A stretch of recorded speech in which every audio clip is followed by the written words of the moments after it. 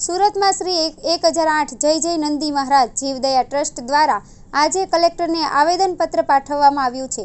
આવેદનપત્રમાં જણાવવામાં આવ્યું છે કે તારીખ 10/7/2024ની ગત રાત્રે ગૌરક્ષક જય પટેલ નામના વ્યક્તિ પોતાના 2 મિત્રો સાથે જંખવાવ જઈ રહ્યા હતા।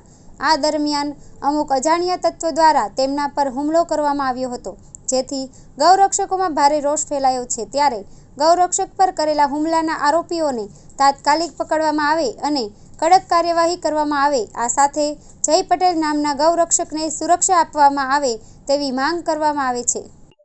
ગૌ માતા કી જય। મારું નામ છે હિતેશગીરી ગોસ્વામી।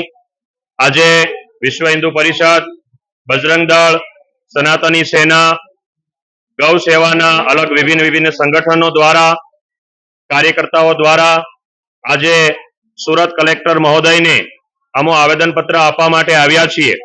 આવેદનપત્ર આપવાનું કારણ કે પરમ દિવસે એટલે કે 10 તારીખે જે ઘટના સુરત જિલ્લાના જંખવાવ ગામ ખાતે થઈ તે ખરેખર એક દુઃખદ ઘટના છે।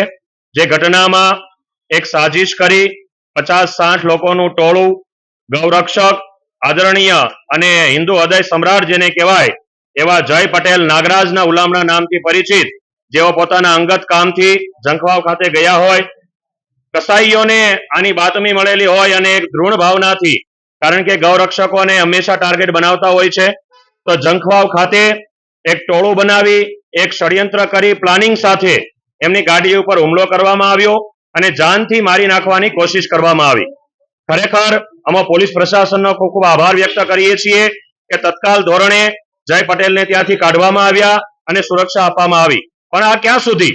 હિન્દુ સંગઠનો ક્યાં સુધી આવેદનપત્રો આપશે? હિન્દુ સંગઠનો ક્યાં સુધી નારાબાજી લગાવશે?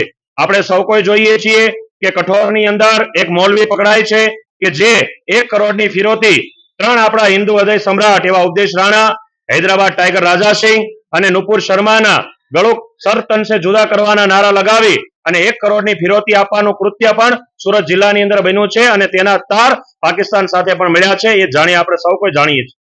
મારો કહેવાનો તાત્પર્ય એ છે કે સુરત જિલ્લાની અંદર આ પ્રકારની સુરતની શાંતિ ડોળાવવાનું જે કૃત્ય કરવામાં આવી રહ્યું છે એ કદાપી ચાખી લેવામાં ન આવે।